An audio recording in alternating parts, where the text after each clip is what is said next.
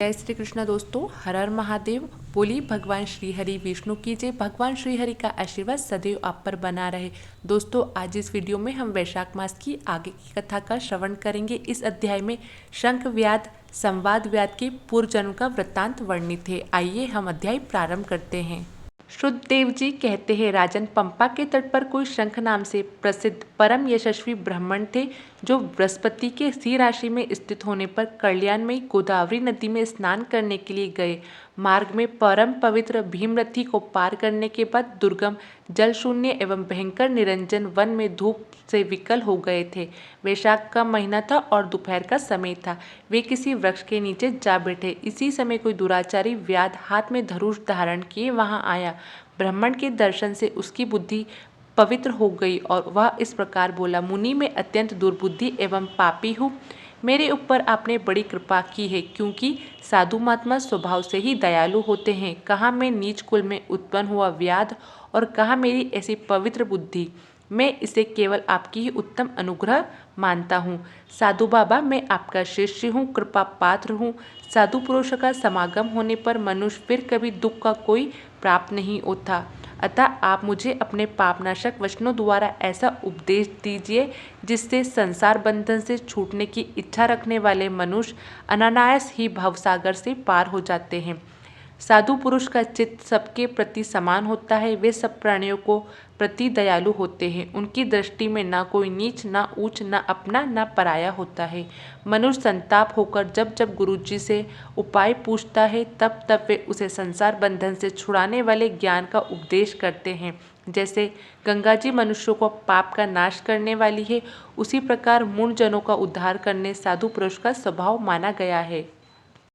व्याध के ये वचन सुनकर शंख ने कहा, व्याध, यदि तुम कल्याण चाहते हो तो वैशाख मास में भगवान विष्णु को प्रसन्न और संसार समुद्र से पार करने वाले जो दिव्य धर्म बताए गए हैं उनका पालन करो। मुनिश्रेष्ठ शंख प्यास से बहुत कष्ट पा रहे थे। दोपहर के समय उन्होंने सुंदर सरोवर में स्नान किया और युगल वस्त्र धारण करके मध्यकाल की उपासना पूरी की। फिर देव पूजा करने के पश्चात व्याध के लाए हुए श्रमहारी एवं स्वादिष्ट केत का फल खाया। जब वे खा पीकर सुखपूर्वक विराजमान हुए, उस समय व्याध ने हाथ जोड़कर कहा, मुनि, किस कर्म से मेरे तमो में व्याध कुल में जन्म हुआ और किसी के ऐसी सद्बुद्धि तथा महात्मा की संगति प्राप्त हुई? प्रभु, यदि आप ठीक समझो तो मैं जो कुछ पूछ रहा हूँ वह तथा अन्य जानने योग्य बातें भी मुझसे कहिए। शंख बोले, पूर्व जन्म में तुम वेदों के पारंगत विद्वान ब्राह्मण थे। शाकल्य नगर में तुम्हारा जन्म हुआ था। तुम्हारी गोत्र श्रीवत्स और नाम स्तंभ था। उस समय तुम बड़े तेजस्वी समझे जाते थे, किंतु आगे चलकर किसी वेश्या में तुम्हारी आसक्ति हो गई। उसके संग दोष से तुम्हारी नित्य कर्मों को त्याग दिया और शूद्र की भांति घर आकर रहने लगे। यद्यपि तुम सदाचार शून्य और दुष्ट तथा धर्म कर्मों के त्यागी थे, तो भी उस समय तुम्हारी ब्राह्मणी पत्नी कांतिमती ने वेश्या सहित तुम्हारी सेवा की। वह सदा तुम्हारे प्रिय करने में लगी रहती। वह तुम दोनों को पैर धोती, दोनों की आज्ञा का पालन करती और दोनों के नीचे आसन पर सोती। इस प्रकार वेश्या सहित पति की सेवा करती वह दुखिन ब्राह्मणी का इस भूतल पर बहुत समय बीत गया। एक दिन उसकी पति ने मूली सहित उड़द खाया और तिल मिश्रित निष्पाव भक्षण किया। उस अपथ्य भोजन से उसका मुंह पेट चलने लगा और उसे बड़ा भयंकर भगंदर रोग हो गया। वह रोग से दिन रात जलने लगा। जब तक घर में धन रहा तब तक वेश्या भी वहां टिकी रही। उसका सारा धन लेकर पीछे उसका घर छोड़ दिया। वेश्या तो क्रूर और निर्दय होती है, उसे छोड़कर दूसरे के पास चली गई। तब वह ब्राह्मण रोग से व्याकुचित हो रोता हुआ अपनी स्त्री बोला, देवी, मैं वेश्या के प्रति आसक्त और अत्यंत निष्ठुर मनुष्य हूँ, मेरी रक्षा करो। सुंदरी, तुम परम पवित्र हो, मैंने तुम्हारे कुछ भी उपकार नहीं किया। कल्याणी, जो पापी एवं निंदित मनुष्य अपनी विनती पत्नी का आदर नहीं करता, वह 15 जन्मों तक नपुंसक होता है। महाभागो, दिन रात साधु पुरुष उसकी निंदा करते हैं। तुम साध्वी और पवित्रता हो, मैं तुम्हारा अनादर करके पापी योनि में गिरूंगा। तुम्हारा अनादर करने से जो तुम्हारे मन में क्रोध हुआ होगा उससे मैं दग्ध हो चुका हूँ। इस प्रकार अनुताप युक्त वचन कहते हुए पति से वह पतिव्रता हाथ जोड़कर बोली, प्राणनाथ, आप मेरे पति किए हुए व्यवहार को लेकर दुख ना माने, लज्जा का अनुभव ना करें। मेरे आपके ऊपर तनिक भी क्रोध नहीं आया, जिसे आप अपने आप को दग्ध हुआ बतलाते हैं। पूर्व जन्म के किए हुए पाप ही इस जन्म में दुख स्वरूप होकर आते हैं। जो उन दुखों का धैर्यपूर्वक सहन करती है वही स्त्री साध्वी मानी जाती है और वही पुरुष श्रेष्ठ समझा जाता है।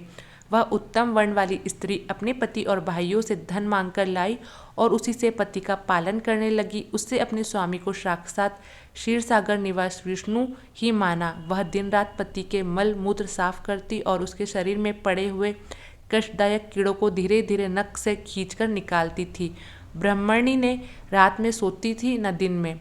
अपने स्वामी के दुख के संताप होकर वह दुखिनी सदा इस प्रकार प्रार्थना किया करती, प्रसिद्ध देवता और पितर मेरे स्वामी की रक्षा करे, इन्हें रोगहीन एवं निष्पाप कर दे। मैं पति को आरोग्य के लिए चंडिका देवी को भैंस का दही और उत्तम अन्न चढ़ाऊंगी। महात्मा जी गणेश की प्रसन्नता के लिए मोदक बनाऊंगी। 10 शनिवार को उपवास करूंगी तथा मीठे और घी नहीं खाऊंगी। मेरे पति रोगहीन होकर 100 वर्ष जीवे। इस प्रकार वह देवी प्रतिदिन देवताओं से प्रार्थना करती। उन्हीं दिनों कोई देवल नामक महात्मा वहां आए। वैशाख मास में धूप से पीड़ित हो सायंकाल के समय उस ब्राह्मण के घर में उन्होंने पदार्पण किया। ब्राह्मणी ने महात्मा के चरण धोकर उस जल को मस्तक पर चढ़ाया और धूप से कष्ट पाए हुए महात्मा को पीने के लिए शरबत दिया। प्रातःकाल सूर्योदय होने पर मुनि जैसे आए थे वैसे चले गए। तदंतर थोड़े ही समय उस ब्राह्मण को सन्निपात हो गया। ब्राह्मणी सोंठ मिर्च और पीपल लेकर जब उसके मुंह में डालने लगी तब उसने पत्नी की उंगली काट ली। उसके दांत सहसा सट गए थे और ब्राह्मणी की उंगली का वह कोमल खंड उसके मुंह में रह गया।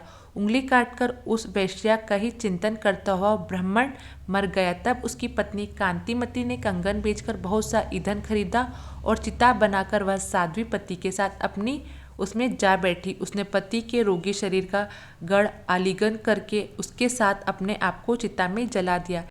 शरीर त्याग कर वह सहसा भगवान विष्णु के धाम में चली गई। उसने वैशाख मास में जो देवल मुनि को शरबत पिलाया और उनके चरणोदक के शीश पर चढ़ाया था, इससे उसको योगी गम्य परम पद की प्राप्ति हुई। तुमने अंतकाल में वेश्या का चिंतन करते हुए शरीर त्याग किया था, इसलिए इस घोर व्याध के शरीर में आए हो और हिंसा में आसक्त हो सबको द्वेग में डाल करते हो। तुमने वैशाख मास में मुनि को शरबत देने के लिए ब्राह्मणी को अनुमति दी थी। उसी पुण्य से आज व्याध होने पर भी तुम सब सुखों के एकमात्र साधक धर्म विषयक प्रश्न पूछने के लिए उत्तम बुद्धि प्राप्त हुई है। तुमने जो सब पापों को हरने वाली मुनि के चरणोदक को सिर पर धारण किया था, उसी का यह फल है कि वन में तुम्हें मेरा संग मिला। बोलिए भगवान श्री हरि विष्णु की जय। दोस्तों, आपको यह वीडियो अच्छी लगी तो वीडियो को लाइक ज़रूर करें और चैनल को सब्सक्राइब करना ना भूलें।